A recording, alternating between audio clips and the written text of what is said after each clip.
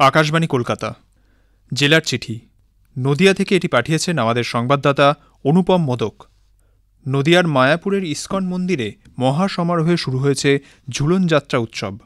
এই উপলক্ষে আলোকমালায় সেজে উঠেছে ইস্কন মন্দির।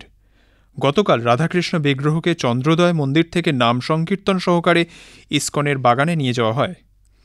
সেখানে সুসজ্জিত দোলনায় বিগ্রহ চাপিয়ে দেওয়া হয় দোল। এই সময় পুণ্যার্থীরা সবাই বিগ্রহকে দোল দেওয়ার সুযোগ পান। দেশ বিদেশের হাজার হাজার পুণ্যার্থী ঝুলনকে কেন্দ্র করে ইস্কন মন্দিরে সমবেত হয়েছেন। জাতি ধর্ম বর্ণ নির্বিশেষে সকলে এই উৎসবে যোগ দিয়ে থাকেন। নদিয়ার নবদ্বীপের বিভিন্ন মঠ ও মন্দিরেও মহা ধুমধামের সঙ্গে ঝুলন উৎসব চলছে।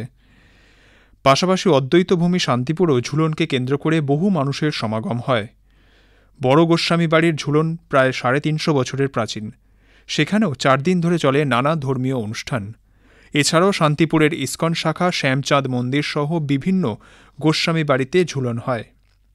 ইদানিংকালে শান্তিপুরের কয়েকটি স্থানে মানুষ ঝুলন হচ্ছে, যেখানে মাটির, ধাতুর, পাথরের বা কাঠের নয়, মানুষকে রাধাকৃষ্ণ সাজিয়ে ঝুলন বসানো হয়। ফুলিয়া গোবিন্দপুর গ্রামে এই ঝুলন দেখতে বহু মানুষ ভিড় জমান।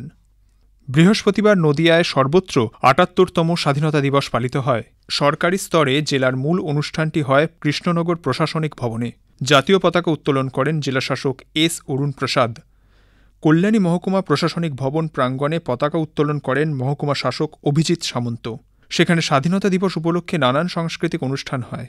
অন্যদিকে নদিয়ার রানাঘাট মহকুমায় প্রশাসনিক ভবনে জাতীয় পতাকা উত্তোলন করেন মহকুমা শাসক রনৌক আগরওয়াল।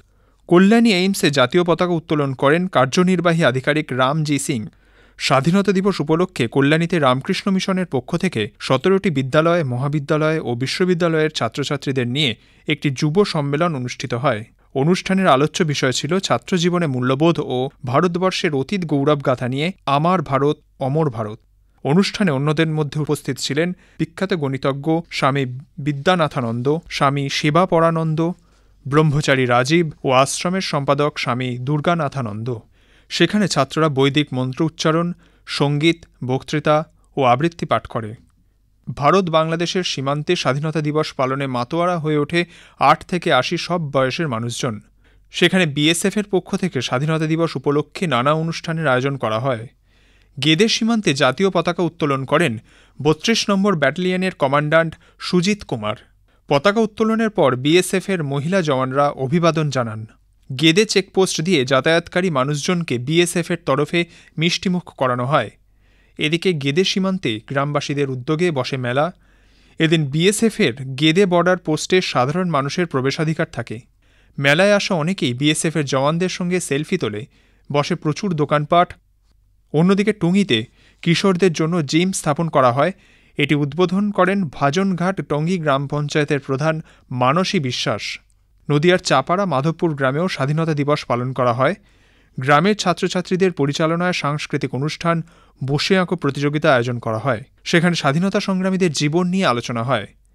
গত সোমবার কৃষ্ণনগর ২ ব্লকে অবস্থিত পণ্ডিতপুর মহিলা ফার্মার্স প্রডিউসার কোম্পানির উদ্যোগে জেসিআই এর সহযোগিতায় বৈজ্ঞানিক পদ্ধতিতে খুব কম জলে পাট পচানো, মেশিনের দ্বারা পাট ছাড়ানো ইত্যাদির একটি প্রশিক্ষণ শিবিরের আয়োজন করা হয়। এই পদ্ধতি উপস্থিত চাষিদের সামনে দেখানো হয়। আরজিকর কাণ্ডের প্রতিবাদে জুনিয়র ডাক্তারদের কর্মবিরতিতে কল্যাণী এইমস, কল্যাণী জেএনএম হাসপাতালে প্রভাব পড়েছে। বিশেষ করে হাসপাতালের বহির্বিভাগে পরিষেবা ব্যাহত হচ্ছে। রানাঘাট সাইবার ক্রাইম থানা সাইবার জালিয়াতিতে প্রতারিত হয়েছেন এমন বেশ কয়েকজনের টাকা ফিরিয়ে এনে দৃষ্টান্ত স্থাপন করেছে। পাশাপাশি বিভিন্ন স্থানে চাকরি পাইয়ে দেওয়ার নাম করেও টাকা হাতিয়ে নেওয়ার অভিযোগে কয়েকজনকে গ্রেপ্তার করে কড়া আইনি পদক্ষেপ নিয়েছে পুলিশ। জেলার চিঠি শেষ হল।